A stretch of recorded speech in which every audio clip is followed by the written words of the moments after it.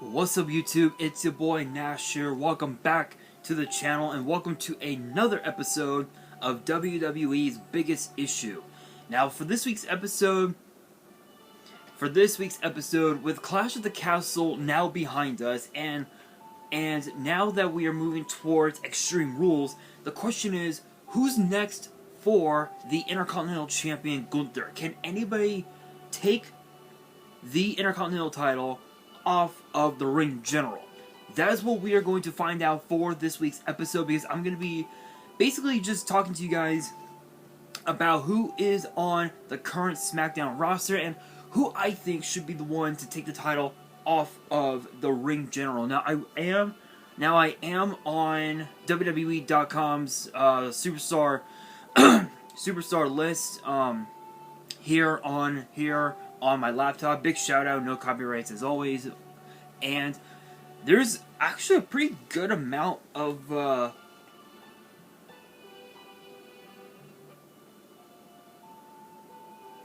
there's quite the moray of talents that's on SmackDown. So to go in alphabetical order, because that's what they have it here, we have Angel, Ashanti the Adonis, Big E, even though he's still injured, Butch, Drew Gulak, Drew McIntyre, Eric, Giovanni Vinci, Happy Corbin, Humberto, Ivar, the Usos, Jinder Mahal, Karrion Kross, Kofi Kingston, Ludwig Kaiser, Massey, Madcap Moss, Mansoor.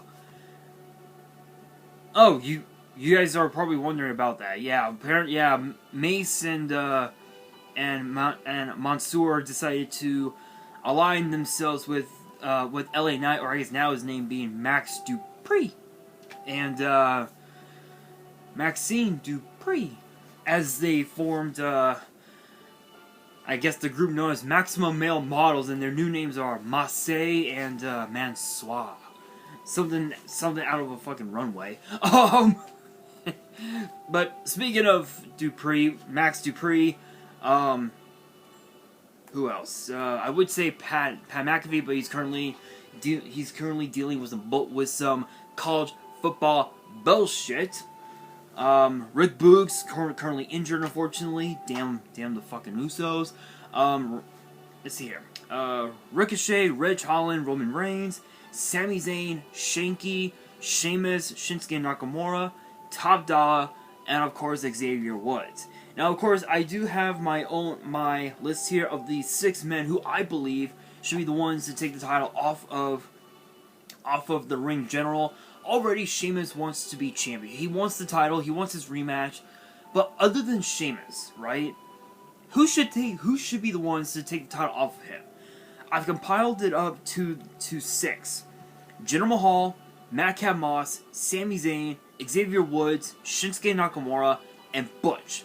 Let's start with, obviously, let's start off with, obviously, Jinder Mahal. Let's not forget, he has not been champion in 5 years, since he won the United States title at WrestleMania in New Orleans. Let's think about that for a moment, because that card, if you were to look at that card in particular, it was absolutely insane. So I'm actually gonna go backwards here in my book, and also too, guys, before I forget, if you guys are enjoying this episode and you guys want more episodes of WWE's Biggest Issue, make sure you guys subscribe to the channel, smash that thumbs up button, and of course follow me on my social media. Links will be in the description below, as will the info to my fan mail. It will also be in the description as well.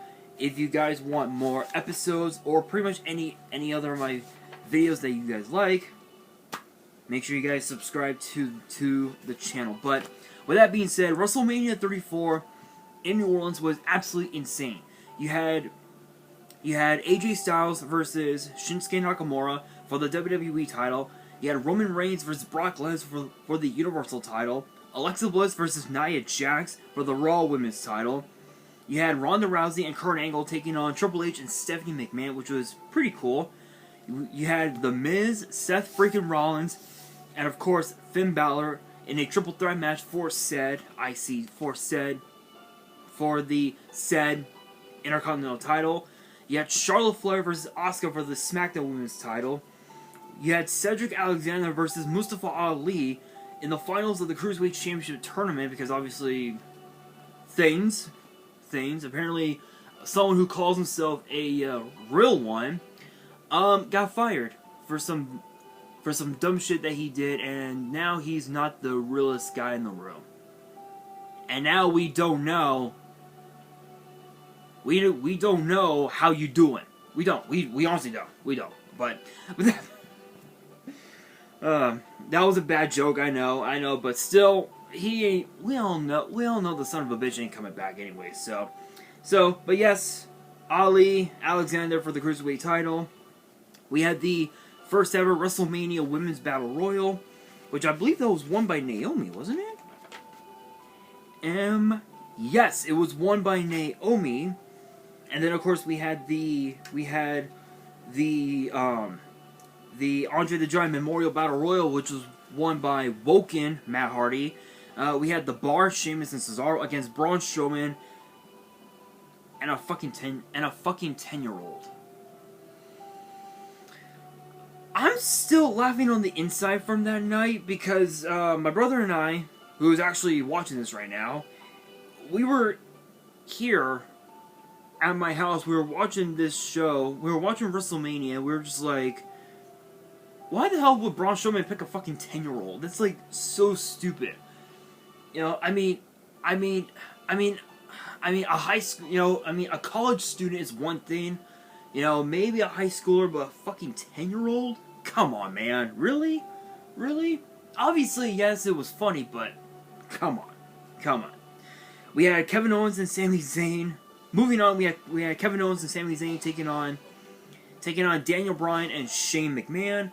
We had Randy, and then this was what I was talking about: Randy Orton, Bobby Roode, Jinder Mahal, and Rusev for the United States title. Which again, because of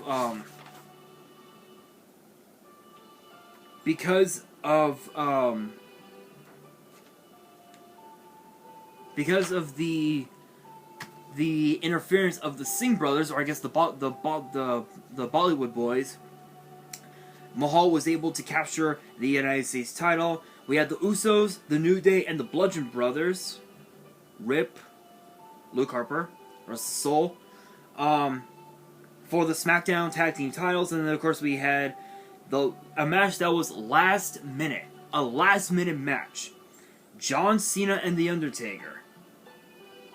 Yeah. This card was actually pretty good, I must admit, but again, for Jinder Mahal to have not held a title in 5 years is pretty injustice, if I say so myself. It's so injustice that a lot of people actually want to see Jinder Mahal as champion. By the way, shoutouts to Brisk for the peach tea. Not sponsored. I've never had peach tea before like this. I've never had peach tea like this before. It's actually not bad. But yeah. I mean, Jinder Mahal not being champion within the 5 year span is so injustice, and it was very rare that we got to see him during the COVID-19 pandemic because of the fact that they were trying so hard to make him a babyface, you know, trying to say that, you know, that he's gonna become a national hero and all that. It's like, why try so hard when you could just do it naturally, like they did with Sheamus at Clash at the Castle? Like, if you guys remember at Clash at the Castle, Sheamus received a standing ovation from everybody that appeared in Cardiff, Wales. And then on SmackDown this past Friday, he was given yet another standing ovation because they knew how bad he wanted the title.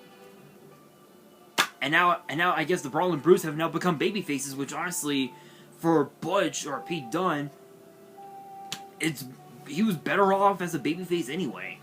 But again, Jinder Mahal definitely he could be a really interesting challenge for Gunther.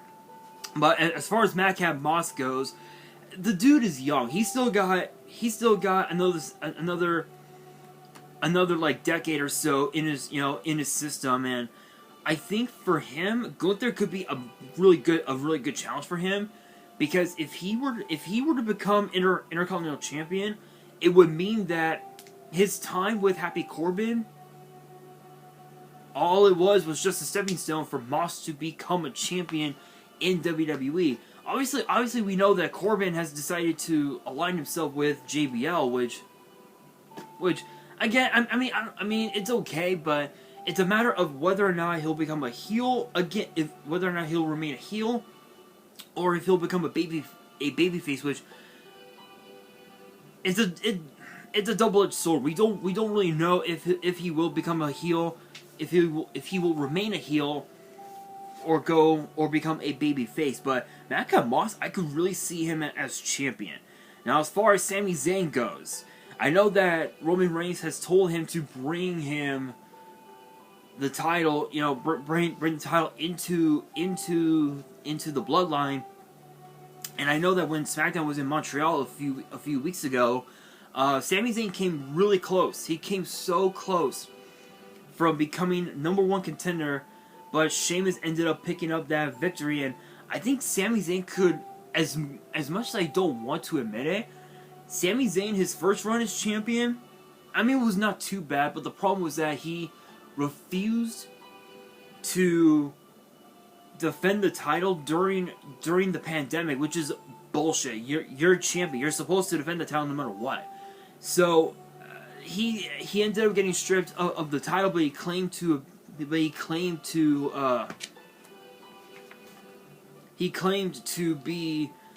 to remain an Intercontinental Champion. But we all know. As far as Woods goes, he's talked about it on his YouTube channel, Up Down Down. Big shout out.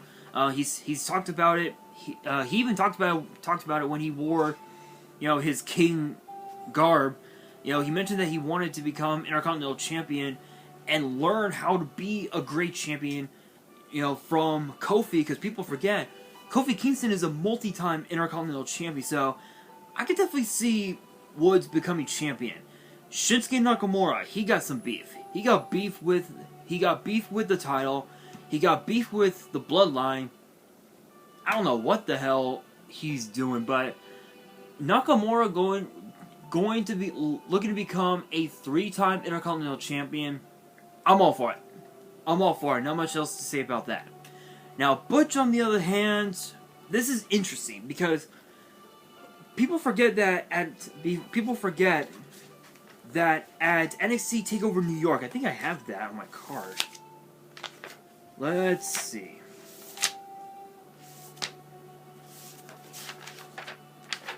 Oh no, I don't. I guess I must have remembered the card, but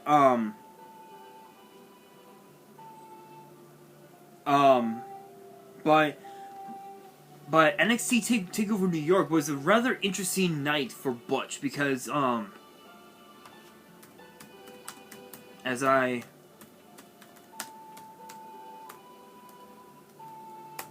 let's see.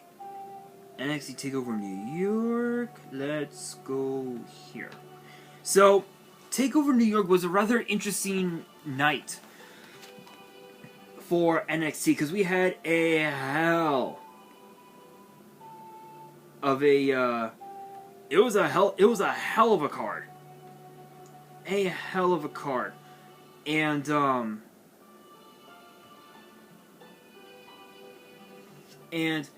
the card was just absolutely insane. It was just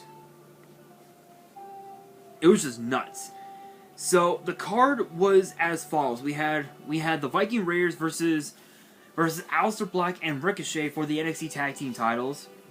We had the Velveteen Dream against Matt Riddle for the North American title. We had a Gunther versus Butch for the NXT UK title. And then of course, we had the Fatal 4-Way for the NXT Women's title between Shayna Baszler, Bianca Belair, Io Shirai, and Kairi Sane. And then we had Johnny Gargano versus Adam Cole, baby, in a 2 out of 3 falls match for the vacant NXT title. Now, the reason why the NXT title was vacant was because of the fact that Tommaso Ciampa had to give up the title because of his neck injury, and when Gargano beat Adam Cole 2 falls to 1, Ciampa came out and embraced him. He was like, "Dude, I'm happy for you.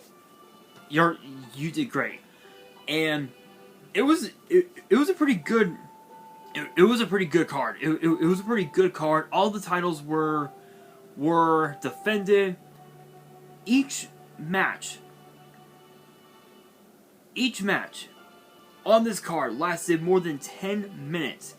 Whereas opposed to the NXT title, it lasted almost an hour, which is insane. Obviously, there were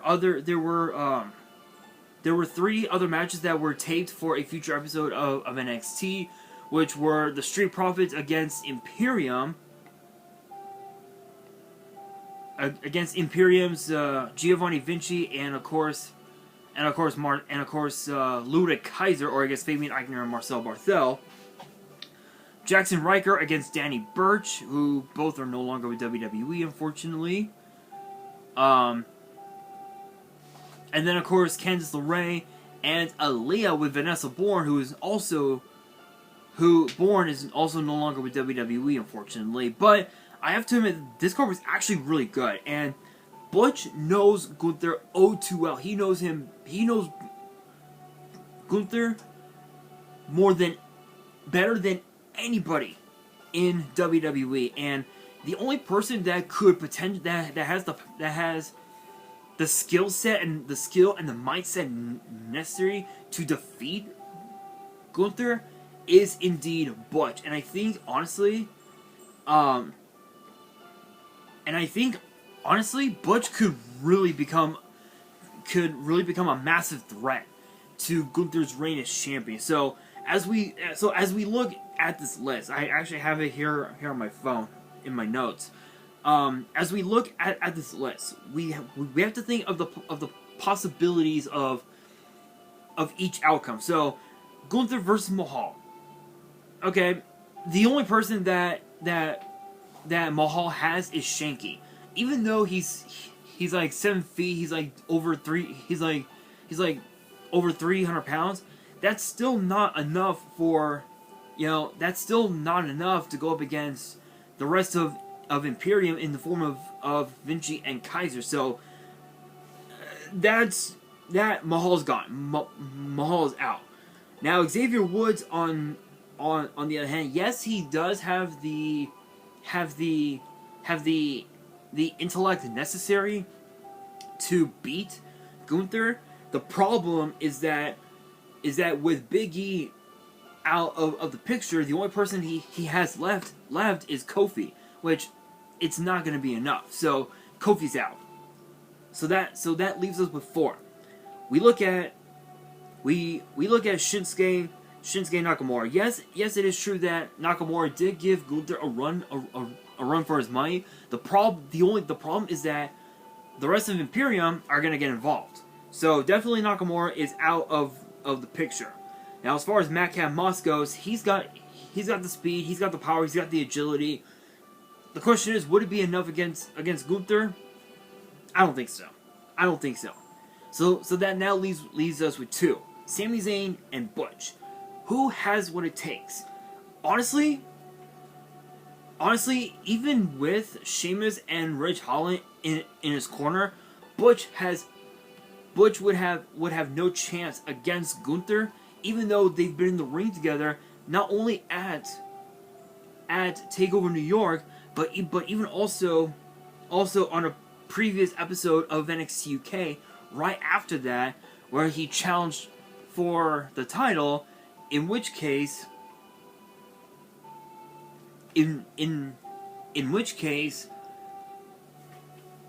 Gunther ended up beating Butch with the help of Eichner of Vinci and Kaiser. Thus, they ended up forming Imperium, which was pretty insane. That only leaves one person, Sami Zayn. The reason why I feel like Sami Zayn could take the title off of Gunther is because of two things. Number one, despite calling himself the master strategist or the great liberator, which he isn't, Sami Zayn is one of the most crafty superstars on SmackDown. He is as crafty as they come, and with the fact that he's got Solo Sikoa and the Undisputed Tag Team Champions, the Usos, and the Undisputed Universal Champion, Roman Reigns, that's 5-on-3. That's 5-on-3. So you know damn well Sami Zayn will have the Bloodline backing him up, and the title will end up going into the Bloodline at the end of it all. So who do I think should take the title? Hands down, it's gotta be Sami Zayn, in my honest opinion. But guys, that brings me to the question of the day. Who do you guys think, other than Sheamus, right? This brings me to the question of the day. Other than Sheamus, who do you guys think should take the Intercontinental title off of